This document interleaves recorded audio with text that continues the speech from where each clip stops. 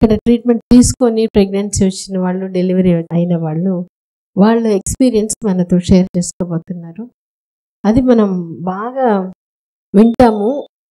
దానివల్ల ఉపయోగం ఏంటంటే మనలాగా ఉండే వాళ్ళే ఇది సాధించగలిగారు. వాళ్ళ ఎక్స్పీరియన్స్ మనలో చాలా డౌట్ని క్లియర్ చేస్తుంది.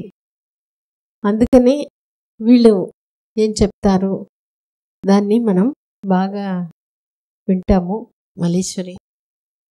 నా పేరు మల్లేశ్వరి అండి. నాకు మ్యారేజ్ అయిన తర్వాత 10 years వరకు పిల్లలు లేరు.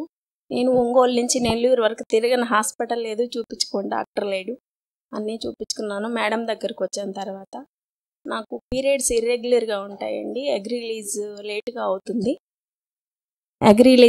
లేట్గా అవుతుంది. మేడం దగ్గరకు వచ్చిన తర్వాత ట్రీట్మెంట్ తీసుకున్న తర్వాత పీరియడ్స్ కరెక్ట్గా వచ్చాయి. ఎన్ని మంత్స్కి రెగ్యులర్ అయింది? 3 monthsకి రెగ్యులర్ అయింది మేడం. ఓకే. తర్వాత 10 months వరకు ట్రీట్మెంట్ తీసుకున్నాను. తర్వాత కన్సీవ్ అయ్యాను. మీకు ఇవి ఇర్రెగ్యులర్ పీరియడ్స్ రెగ్యులర్ అయిందా? 3 months తర్వాత 50 daysకి 2 monthsకి వచ్చేది. 35 daysకి 30 daysకి వచ్చింది. తర్వాత ఎగ్ డెవలప్మెంట్ కూడా బాగుంది. వచ్చేసింది. సో అది తెలిసినప్పుడు మీకు ఎట్లా అనిపించేది? ఇంకా పుడతారు పిల్లలు. అంతకుముందు రెగ్యులర్గా ఉండేది కదా మేడం, కొంచెం ఎక్కడో డౌట్గా కూడా ఉండేది. తర్వాత రెగ్యులర్గా వచ్చిన తర్వాత ఇంకా పుడతారు ఖచ్చితంగా. నేను అప్పుడు జాబ్ చేసేదాన్ని మేడం. నాకు ఇక్కడికి వచ్చేటప్పుడు అందరు బాగా సపోర్ట్ చేశారు. అప్పుడు ఎట్లా అనిపించేది? అందరూ కొంచెం సపోర్ట్ చేసి హాస్పిటల్లో అందరు పలకరించి. నాకు బయట కంటే కూడా హాస్పిటల్లో ఉన్నప్పుడే హ్యాపీగా ఫీల్ అయ్యేదాన్ని మేడం. అందరినీ ఖచ్చితంగా పుడతారు మీరు చెప్పేవాళ్ళు.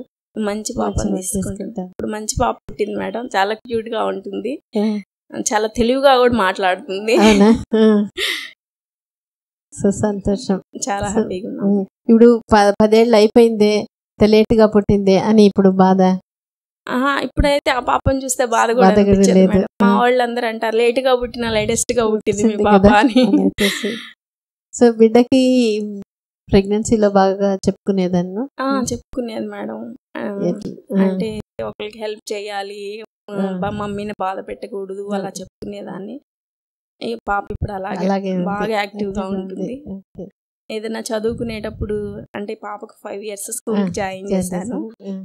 మమ్మీ నాకు ఏదన్నా చెప్పు మమ్మీ, అరవకాకు, నిన్ను తిడితే ఎలా బాధపడతావు, నేను కూడా అలాగే బాధపడతాను కదా, తిట్టకాకు, చెప్పు నేర్చుకుంటాను అని చెప్తుంది. పాప మాట్లాడినప్పుడల్లా మీరే గుర్తొస్తారు మేడం. అంటే లేట్గా పుట్టారు మేడం, పుడతారు అన్నప్పుడు మంచి పాపను తీసుకుంటావు, మంచి బేబీని తీసుకుంటావు అని చెప్పేవాళ్ళు. అలాగే ఇప్పుడు వేరే బిడ్డకి మీ బిడ్డకి చూస్తే చాలా డిఫరెన్స్ అనిపిస్తుంది. మా బంధువులందరూ కూడా అలాంటి పాపనే కనాలి, బాగా తెలివిగా ఉంటది, లేటుగా పుట్టినా కూడా మంచి పాప పుట్టింది. అంటే నీ సంకల్పం అంతే కదా, మంచి బిడ్డనే కావాలి అనుకోవడం, మీ హెల్ప్ అంతే తీసుకోగలిగారు. చాలా సంతోషం. Thank you.